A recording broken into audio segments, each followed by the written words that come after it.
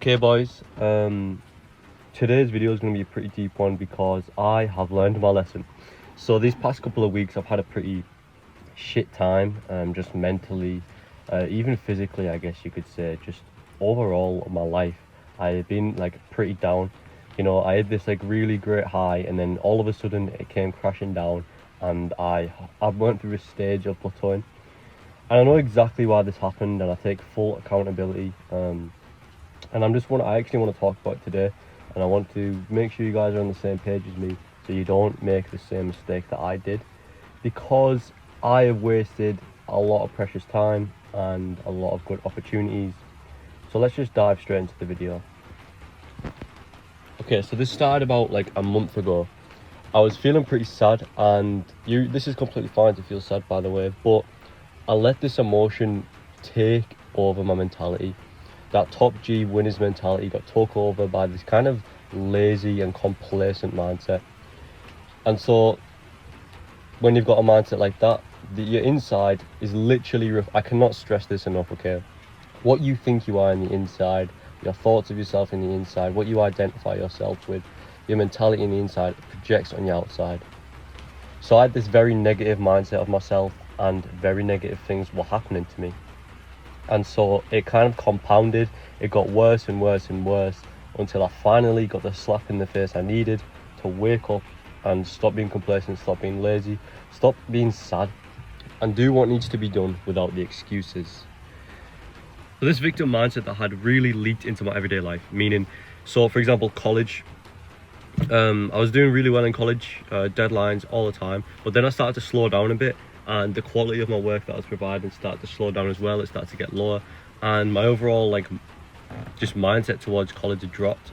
And then it started to leak into hobbies like posting on YouTube, as well as the gym and MMA, etc. Low quality, low effort, and I was just being a complete victim and bitch, and I got kicked up the ass for it.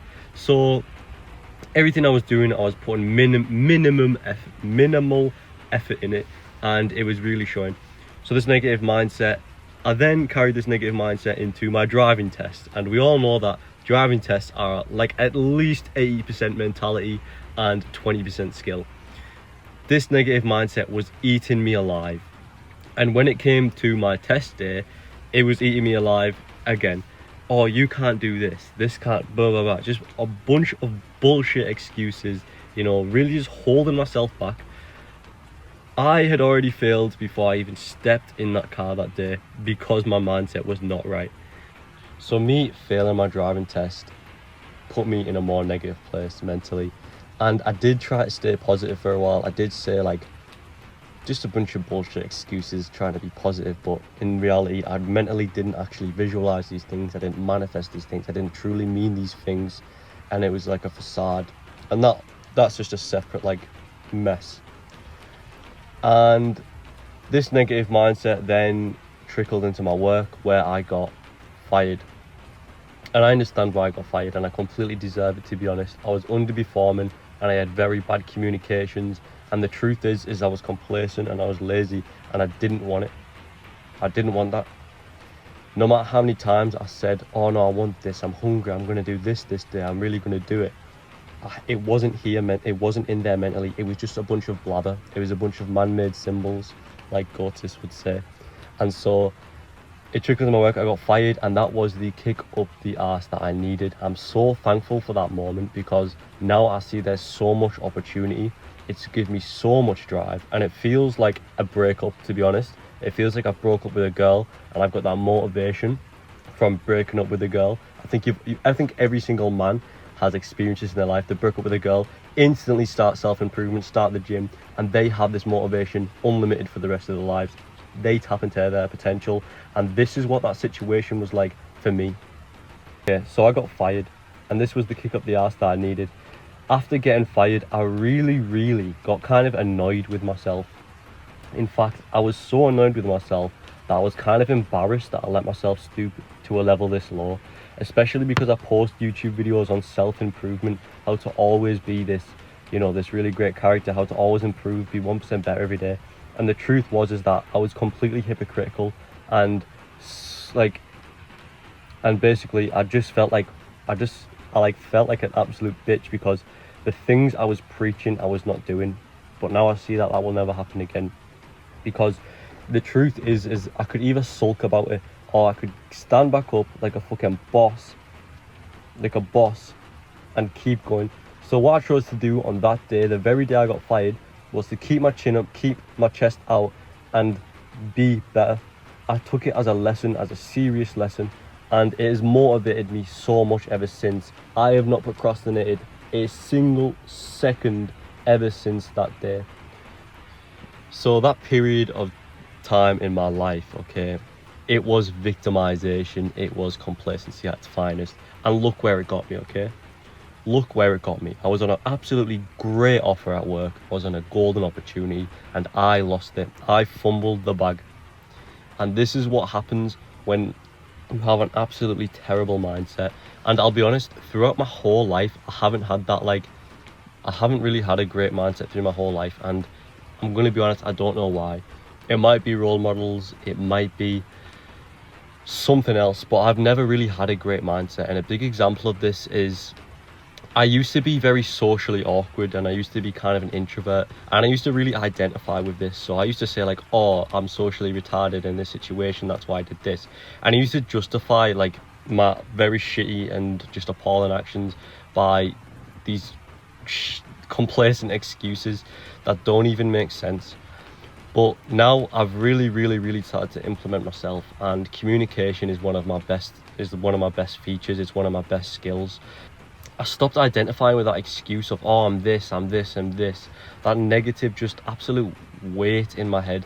I just got rid of that shit, and immediately the same day I implemented a really great mindset, and suddenly all this negative shit that was literally manifesting around myself completely disappeared.